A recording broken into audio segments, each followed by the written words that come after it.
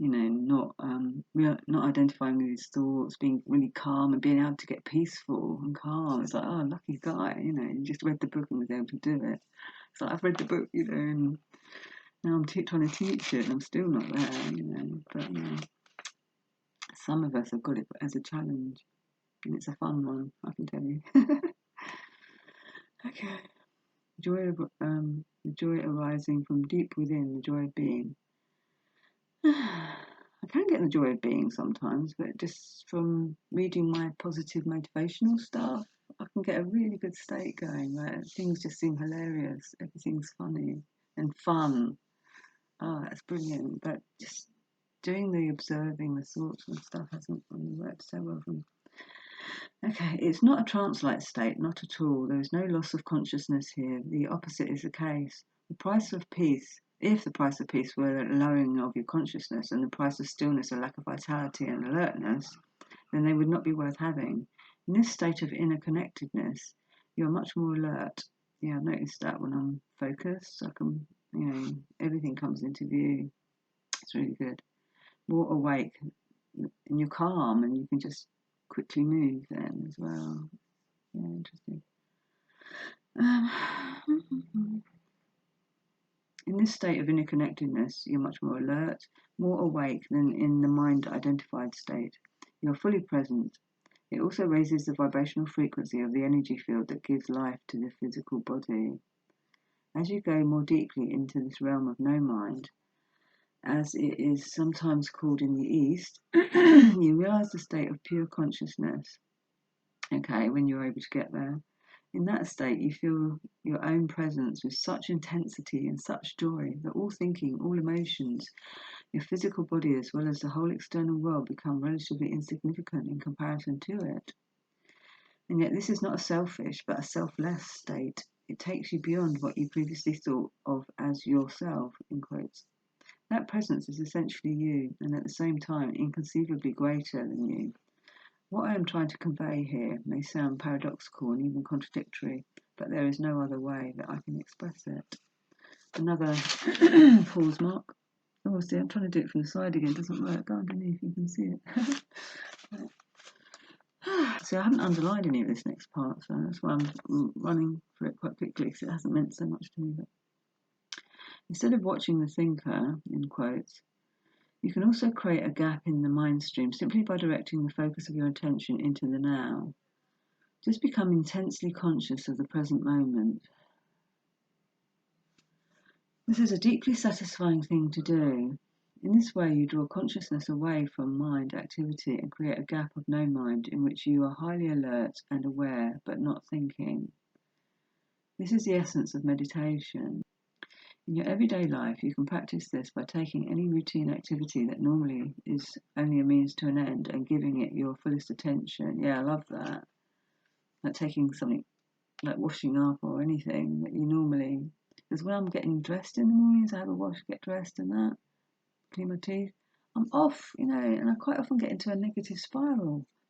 For some reason, I don't know if I get triggered or what. It's quite hard. So I come out of the bathroom and think, God, what happened in there?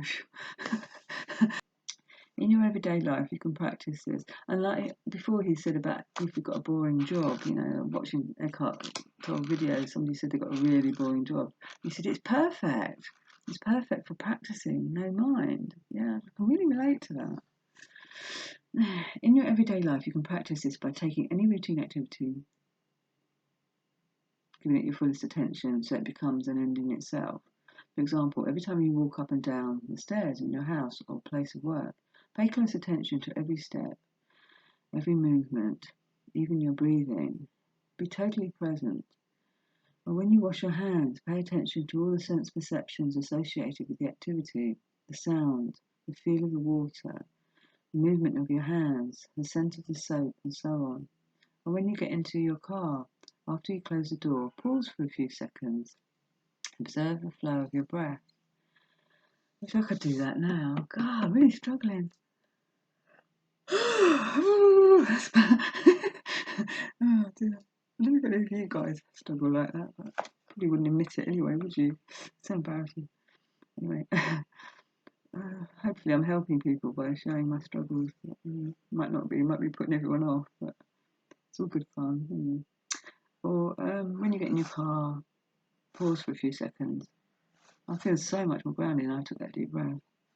Maybe because I showed you how much I struggled, it helps because then I'm not trying to hide it. So yeah, it makes sense. Become. Oh no, I'm gonna start giggling. Become aware. Stop.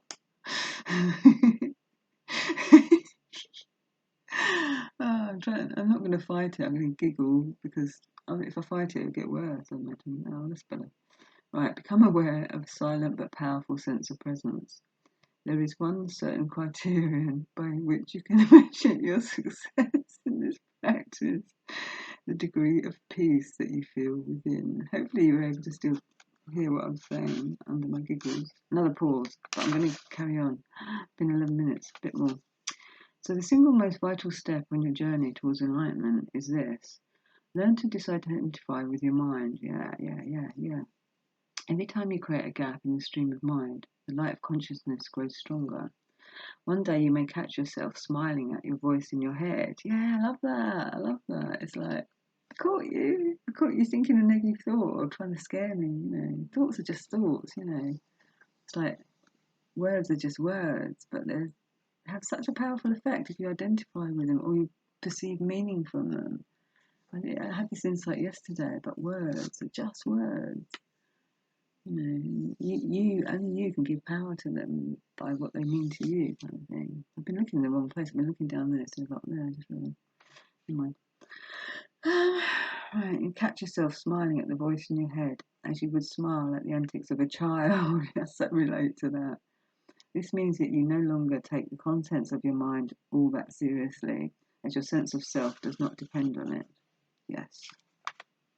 Oh, a new title. Enlightenment rising above thought. This is a questioner. Isn't thinking essential in order to survive in this world? Yeah, good question. And Eckhart says, your mind is an instrument, a tool. It is there to be used for specific tasks. When the task is completed, you lay it down. As it is, I would say about 80 to 90% of most people's thinking is not only repetitive and useless, but because of its dysfunctional, and often negative nature, much of it is also harmful. Observe your mind and you will find that this is true. It causes a serious leakage of vital energy. I heard a noise then, like a pigeon had got in and was going cuckoo. I don't know if you heard it. Maybe I shouldn't go on doing anymore. Oh, just a tiny bit more.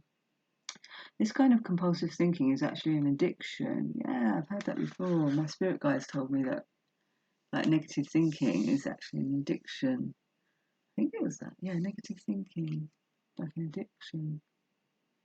Yeah. And at the time I was like, yeah, I can see it. But it was ages ago that was. Yeah, and the tension, that's it, the tension that I feel, not breathing. The kind of pressure that I'm feeling that makes me kind of try to perform and not be relaxed inside myself. That's an addiction. It's like identifying with those fears or, come on, something. Like, I want to get that. Yeah, I've forgotten about that. So I get loads and loads of insights, and then they kind of, they're really big and really amazing at the time. I think, wow, I found the answer. This is, going to revolutionise my life. But they kind of go down after a while, and they go into the background, and they come up again a second time. And they go into the background, and then later on they'll come up again a third time, and then it's like maybe the third time I'm starting to get it, really embed it. I notice that they come and go. That one hasn't been around for a long time, but this reminded me of it. There's a tiny bit more I'm going to read. The kind of compulsive, it's actually an addiction. What characterizes an addiction? That's Eckhart still asking a question. Quite simply this, you no longer feel that you have the choice to stop. Yeah. It seems stronger than you. It also gives you a false sense of pleasure that invariably turns into pain. My addiction doesn't give me pleasure, so maybe he's got that wrong. Maybe my spirit guides can teach him a thing. And so that's interesting. He says addictions are always about pleasure. I mean, yeah, addiction to alcohol and cigarettes and gambling, but my addiction, my tension and pressure and trying to get things done and I mean, getting things done is pleasure. Yeah, tick things off, feel more I'm in control of my life and I'm capable and I'm present. I've got something done, therefore I'm here. I really exist, kind of thing. Yeah, that is maybe that's how it relates to the pleasure thing. But the tension and not breathing, not pleasurable in my book. Maybe some people enjoy that. Right, that's not very real. Next question. This is to make you want to tune into the next video. Next question from the asker, the non-Eckhart Tolle person. Why should we be addicted to thinking? Yeah, I won't go into that. I haven't practiced that bit either. So, hopefully that was good. Am I meant to say it back now or something? Oh, I'm not feeling good today. I just want to get on with my day, sort of thing. But it's like, no, I've got to do this. And yesterday I was so rewarded. I didn't even end up watching the whole thing through because I had to go and make a load of notes because I can't remember what it was, what I got out of it. Oh yeah, about seeing myself, my body as a vehicle kind of thing. I could just see it. I just able to distance myself and see my body as a vehicle that this voice is speaking through or this information is coming through. And so all of a sudden I could let go of how I looked, that cracking neck and teeth going a bit funny and hair all over the place, you know what I mean? And bloody receding hair, you know what I mean? There's so many things you can point to if you wanted to. My eyeball bloody sockets and eyebrow. Oh, stop it. Veins, thin skin. But there's so many things you can point to that are wrong that, I could see that it's irrelevant, completely and utterly irrelevant. And I've said this once. I had to give a motivational talk, like once. I can't believe it. It's like spirit like lined this up for me. It was at a sales company, and they were selling like these really high-priced vacuum cleaners, and the guy who was running it was really believed in it because he had like asthma, he was affected by dust in his house, so he imported these really good ones from abroad that had filters in them and stuff, so you could clean the air, and they were brilliant. I absolutely loved them. I still love one now, and because they blew out hot air. You can use it in the winter as well to blow out hot air and stuff, and so, to warm the house as well as. I can't remember there was other good things about it. Multifunctional Hoover, but they cost like £1,600. He was selling them for door to door. Oh, not me. I didn't try and sell them, but he wanted me to motivate the staff. I think he was having trouble with his staff, and it was my ex who I was living with at the time. He'd was thinking about getting a job with them or went for an interview. Oh, he did. Yeah, he did try it for a little while. So yeah, he did actually get a job, and the boss actually told him about motivating his staff and stuff. And he said, "Oh, my girlfriend, is into all that. I used to read Zig Ziglar, listen to Zig Ziglar and stuff. And so I had to give these fucking motivation talks. I just did 3, I think, 2 or 3, and and one of the moments that was so good in that was when I was saying, your body, don't worry about your body. You can't, you're born with this body. You can't help it. Do your best, of course, to keep it looking good as best you can, but it's irrelevant. I can't get into it now how it was because obviously I built up to that moment, and it was like, and people started nodding their heads. They like that. And at the beginning, it was great. I put music on. I put this what do you call it? The band. Not. Oh God, it's gone out my head. It's really good.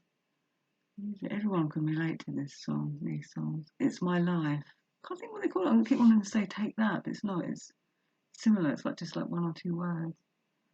Oh, anyway, it's my. Oh, I'm not going to try and sing. My life. Don't you forget it. It's my life. I can't. Can't remember the rest of the lyrics now, but I haven't listened to that for ages. And loads of really good tracks. I was playing it as people walked in. I said, I don't want anyone sitting down.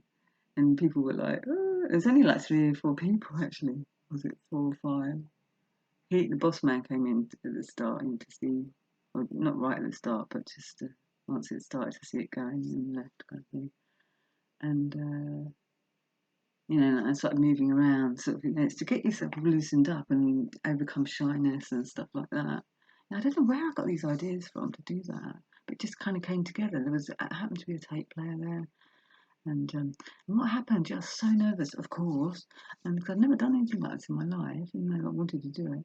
And at the reception desk, as I was in there waiting, for the time to start, kind of thing, one of the sales guys came up, and I said, "Oh, my name's Charlie," because I decided to change my name at that time. And he said, "Oh, I had a dog called Charlie."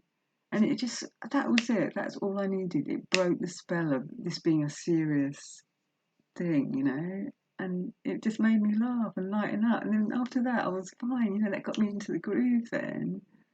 Playing the music. And what I'd done, I'd written all these quotes from Zig Ziglar, I think. I spent hours trying to get all this stuff together. Quotes from Zig on cards, and I'd read one and go slam it down, and then I'd read the next one and slam it down. I don't know where I got the ideas from, but I did it. And it was really good, And then I did another one, I think. And then, but everyone started leaving. That was the problem. It didn't motivate them to stay at that company. It motivated them to leave. So it was a disaster for the boss. And didn't boost my confidence any either. But at least I did it. So, yeah. Oh, God, I've gone over 20 minutes again. Oh, okay. I better check out. I didn't know I was going to tell you about all that today. But, yeah, I like the painting. Need some effort there. Okay, see you next time. Oh, have a good day. Oh, I lost my bit of paper with my endings on. About being powerful. That's the most important thing. You are powerful. You can create the life that you want. Try and raise your vibe. Think about good things and go after what you want, but in a good way. Not don't stress yourself out or hurt other people. Basically, enjoy.